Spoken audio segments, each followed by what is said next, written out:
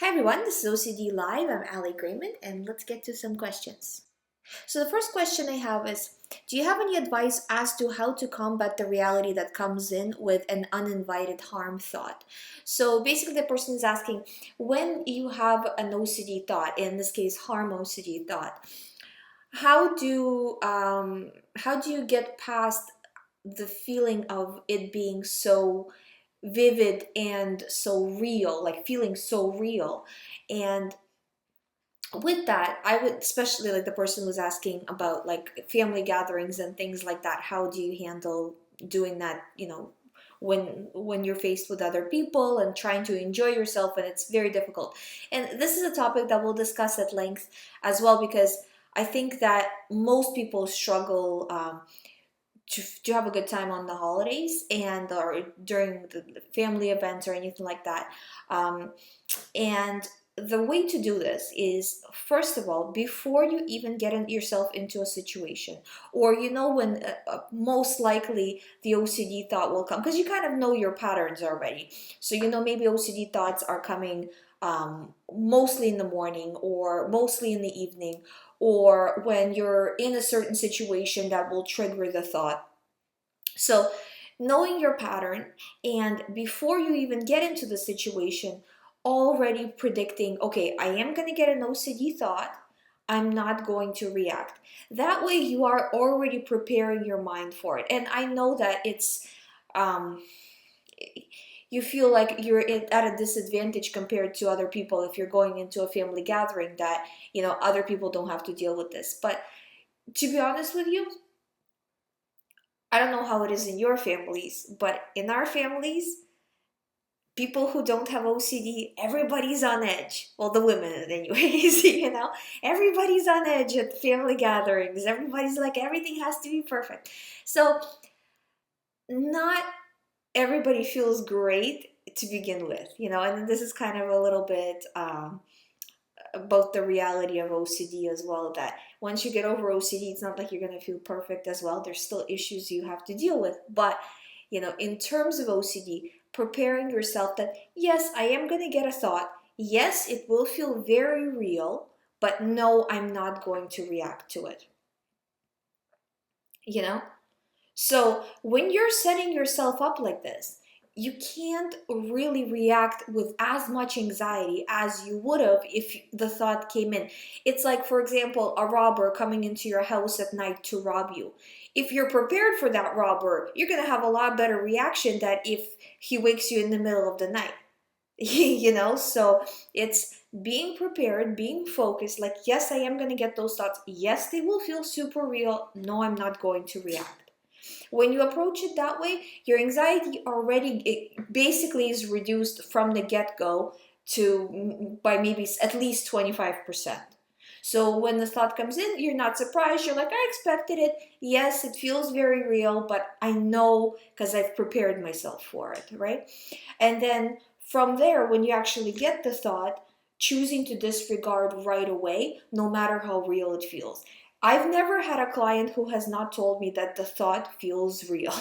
This is the nature of OCD. It always will feel real, because if it doesn't feel real, then it's not going to give you OCD. You're not going to buy into it.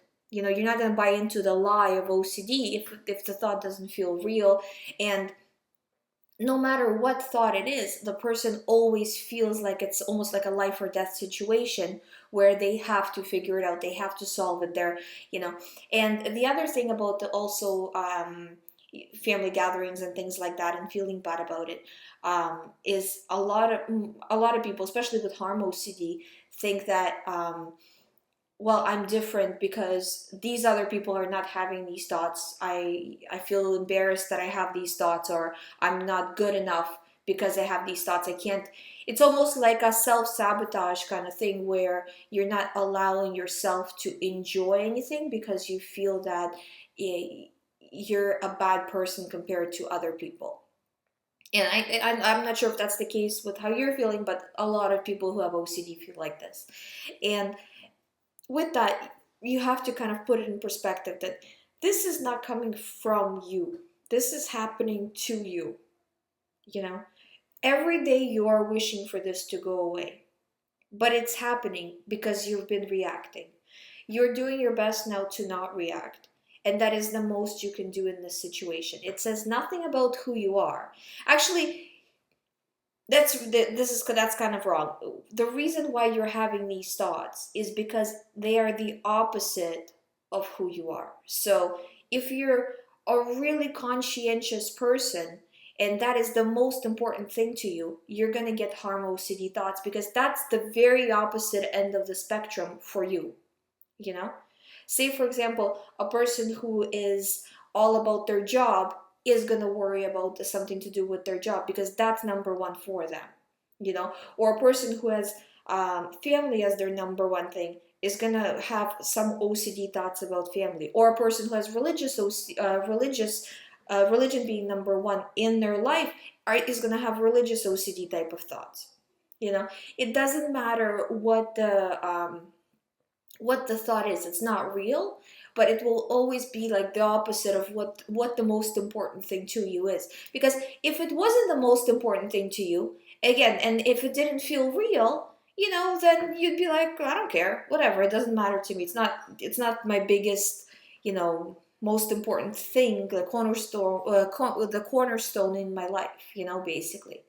um, but OCD always attacks what is the most important to you, and the reason why it does this, it's also like I'm kind of answering this question in a lot of detail, but I think it's important to talk about all aspects of it. Is that part of the mind does not understand what thought it's sending you. So just because you're getting a harm thought instead of I don't know, some other type of OCD thought, it doesn't make you a bad person or a worse person, or why am I getting the harm thoughts and not the other type of thoughts. You're just getting them because you reacted to them previously. That is the only reason why you're getting them.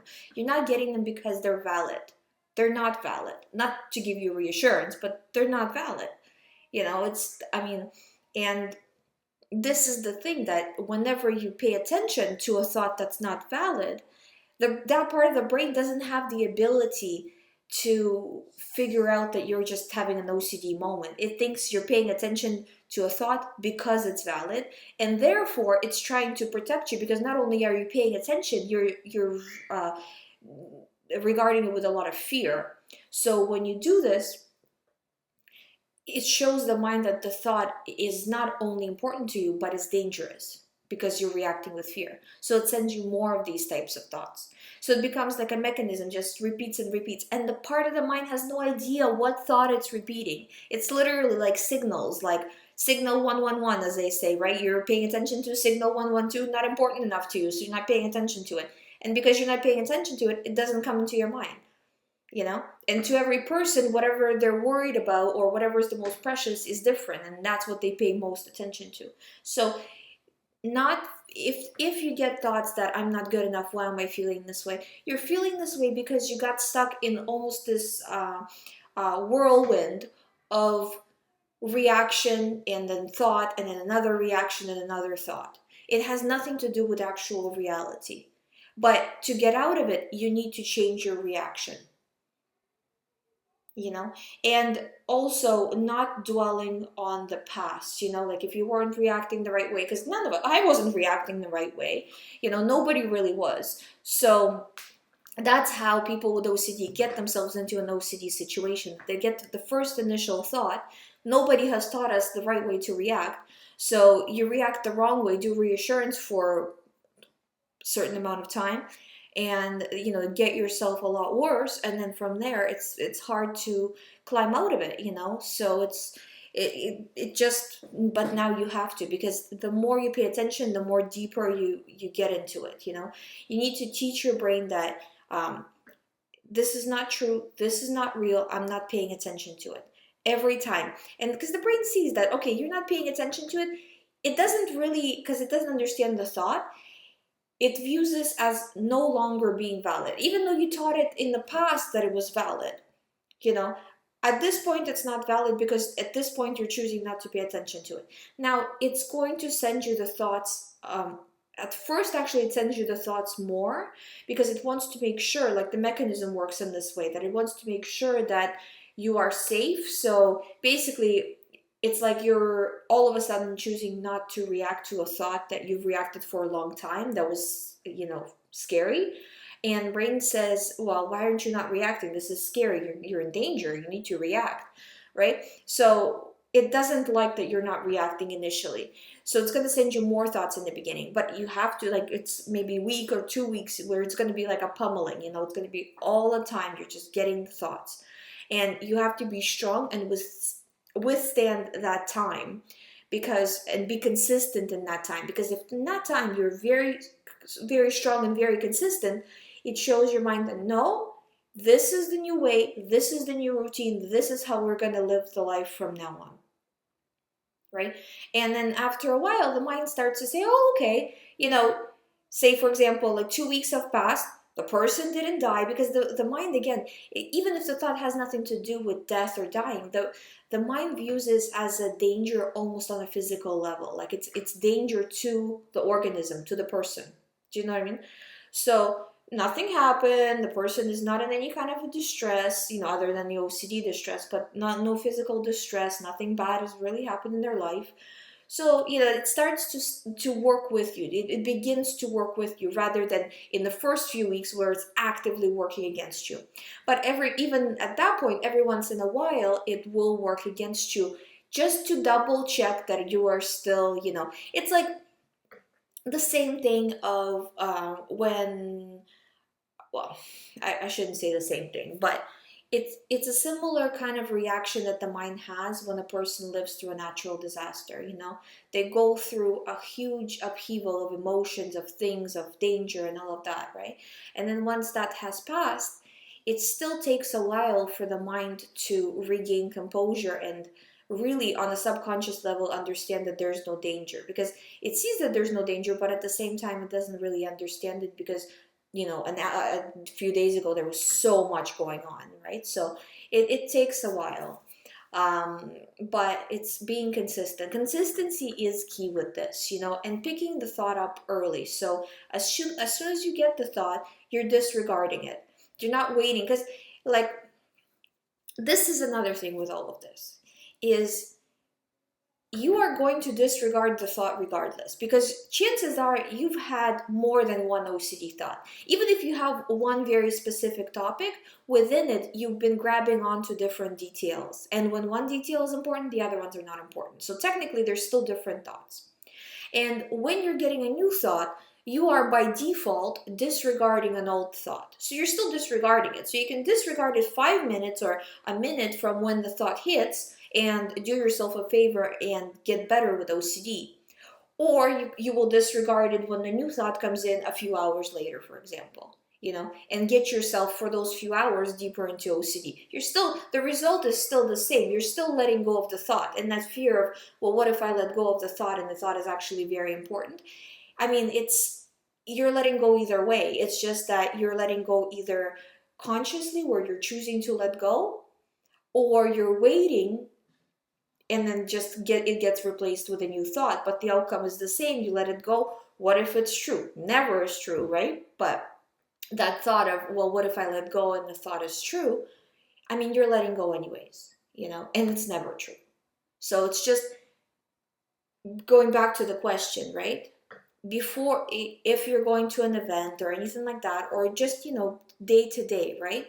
That kind of like a mantra almost. You can do this every morning if you want when you wake up. I am going to get OCD thoughts. It's going to be on my usual topic. Most likely, I'm not going to react.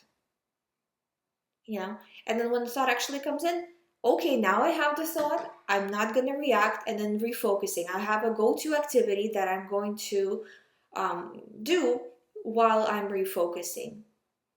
So, and we'll do a different video on refocusing and all of that, because it's a whole different topic. But basically, just finding something that will entertain the mind enough to lower the OCD thoughts. So basically, by preparing yourself for when OCD thoughts are coming into your mind, before they come into your mind, you lowered your anxiety by, say, 25%. Now, because you have a go-to activity, you're not just going to sit there and think about the thoughts. you're lowering it another 25%. So you're lowered 50% is gone. The other 50 is still going to stay there, so you're still going to have a fair amount of anxiety, but you would have had it a lot higher. And from, say, if you start out with 10 out of 10, you lowered 50%, so now you have 5 out of 10 anxiety, right? 5 out of 10 anxiety, I'm pretty sure most people can disregard.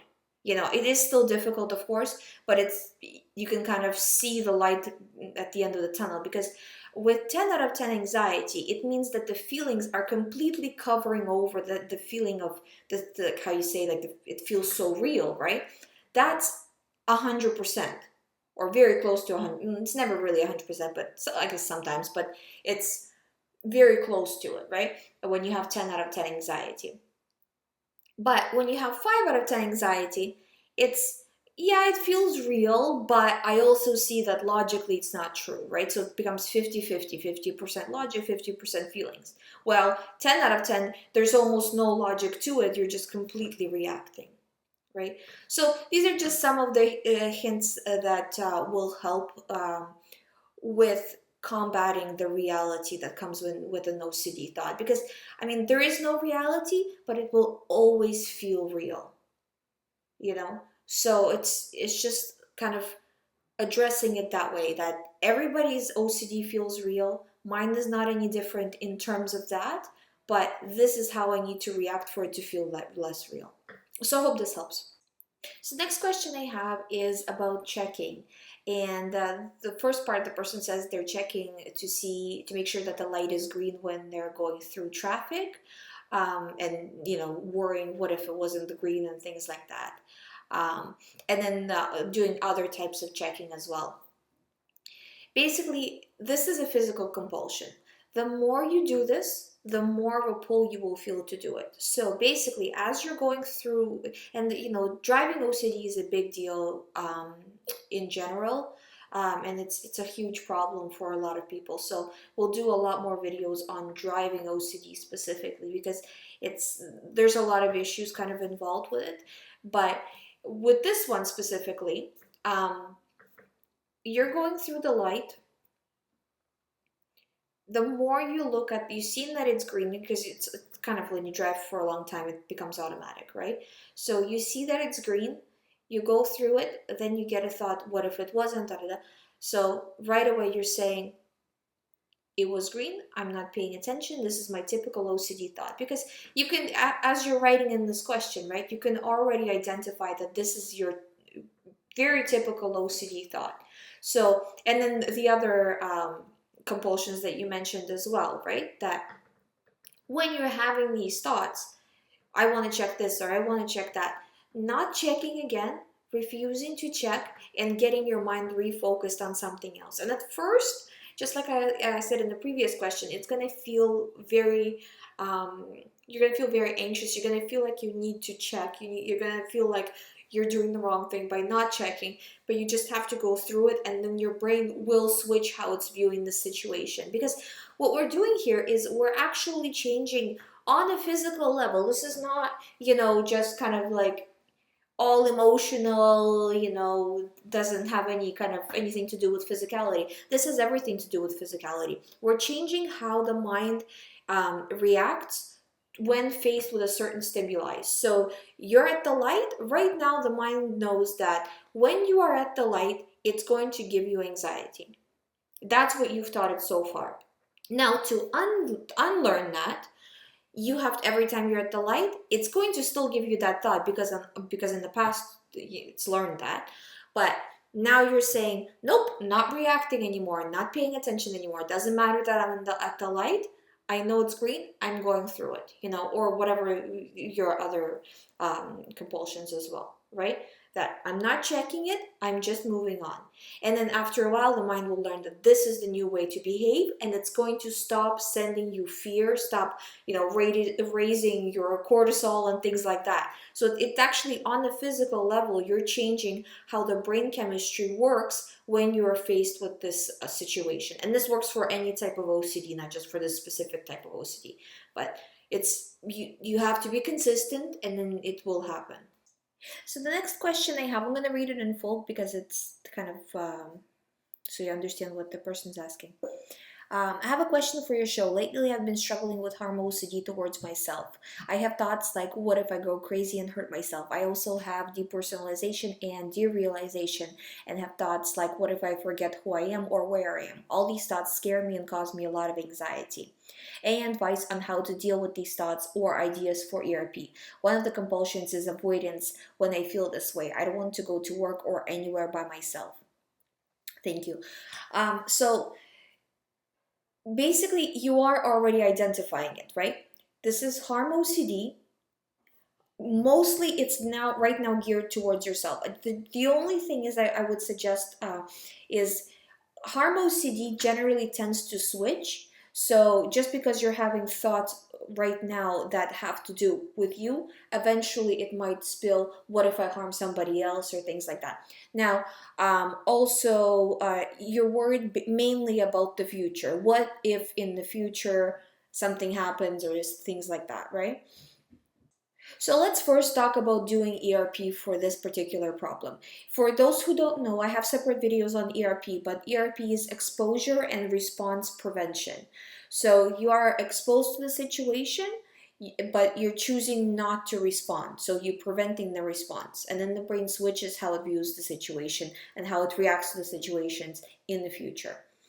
So with that, the exposure for any type of puro, which this is completely puro. There's no, not a, well, I mean, the term puro stands for pure obsessional, meaning there's no physical compulsions. It's a misleading term to begin with, because I have not had one OCD situation where there was no physical compulsions. Because even if the person is only thinking about the thought, that's a physical action. Of thinking is still a physical action. So, but besides that, the person is not only going to think about it. They're gonna research it online. They're gonna ask other people. They're gonna try to figure it out. So there are, I wouldn't say, I mean, I guess I can't say always, but as far as I can see, there's always something physical present. But it is mostly going on in the person's mind compared to OCD with physical compulsions that are happening all the time, such as like checking or doing things a certain amount of times or things like that. So, but with the PRO, the one thing here is that you are always exposed to the thoughts. And I guess that's like that for most people with OCD, not all of them, but some people are just avoiding everything and then they're not exposed to it. But with PRO, these thoughts are always in your mind. They're always going to be there, right? Until you recover from them. So the exposure part, you don't have to worry about with ERP. You're already exposed enough, as I'm sure you know. Now the response. The response is where you're having trouble, because what you're saying here is that you don't want to go anywhere by yourself and doing a lot of avoidance. When you're doing avoidance, it's the same thing as reassurance. You're responding with fear.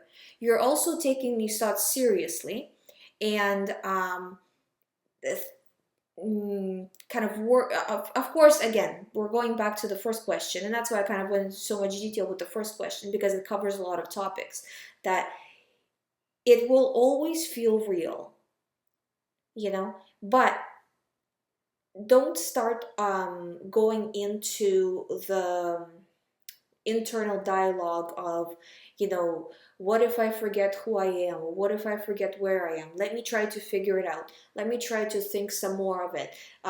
Let me look it up online, see how other people are thinking about it. Maybe there's a medical thing for it, or maybe, once you go down this path, you're going to get yourself deeper and deeper in with more and more opinions, more and more situations. So it's very important that you kind of take it for what it is and say, this is OCD. This is that, I mean, I find that we're getting too caught up generally with a lot of different names, but really it's OCD. You're obsessed over a certain situation, you know and because you're obsessed about it and you're zeroing in on it, any doctor can really label anything as anything, you know so they can create a special name for any type of thing, but at the end of the day, you have to disregard. The more you pay attention to this, the worse it's going to get and the more real it's going to get. So if the thought comes into your mind, what if I hurt myself? What if I do something wrong? And again, that's exposure. Now, what is your response? Are you going to respond with fear? Are you going to pay more attention to it, make yourself worse? Or are you going to say, I'm not dealing with this. This is silly. This is the same thought that I get all the time. I'm not paying attention to this anymore. I'm done. I'm done with this OCD stuff, you know? And like I said, it's tough in the beginning. I would say the first 2 weeks is probably the toughest part of your OCD, unless you have like a setback later on. But the first 2 weeks are the hardest because the mind is really reprogramming itself and it doesn't want to do it. It's comfortable. Even though you're feeling anxious, the mind is comfortable because it knows that if you're anxious, that means you're checking, that means you're protecting yourself, that means you're safe, you're being safe, So it wants you to continue in that mode. It doesn't want you to change it, So when you do change it, it starts to be like, oh, well, why are you kind of changing how you're viewing it, right? So it becomes an issue. So again, it comes down to reaction. Choosing not to react, it can tell you anything. It can send you real feelings. Well, no, I feel like I am going to kill myself, or I feel like I am not, not really here, or what if I forget who I am or where I am? My typical OCD, I'm not reacting, I'm moving on and just treating it like that. So the next question I have is about refocusing. So the person is asking if they're having a hard, like most of the time, they are trying to label it as OCD, refocus, and it works, but sometimes it's very difficult. And it starts to kind of basically suck them into the OCD thoughts, right? So what do you do if that happens? And the key is, just continuing to refocus and giving your mind as much things to focus on as possible. So putting more into it so it has less ability to focus on OCD, and especially being outside, guys. And this is actually, I should have said that in the last question as well, is don't allow yourself to stay in the room or worrying about the situation. If you're at work and you're kind of stuck behind a desk, find something to do. So talk to somebody, or get yourself in an interactive situation where you cannot fully immerse yourself in OCD, just sitting there. So you have to kind of concentrate on talking on what the person is telling you. So you can't be just thinking about OCD. And if you do this, and then also when the thought comes in, disregarding it at the same time. And if you do this, it will fade over a few hours. If you feel like you're drowning in the OCD thoughts, it's because you are picking too much into it. You're paying too much attention to it, So switching your attention, like like how I said in some other shows, right? That viewing your attention as a stream of water coming from your mind, right? Directing that stream of water wherever you want it. You have the power to do this, but you just have to actually do it, So right now I'm fully immersed in thinking about my OCD thoughts. So I can either continue to do this or I can switch. So for the next hour, I'm going to switch. And then after that, and this is another thing, is delaying the thought as well, right? So I'm not going to think about it for an hour. After an hour, it's going to lose a lot of its power, and then you can go back to thinking about that thought. And that technique actually will work well for the first question that I was talking about.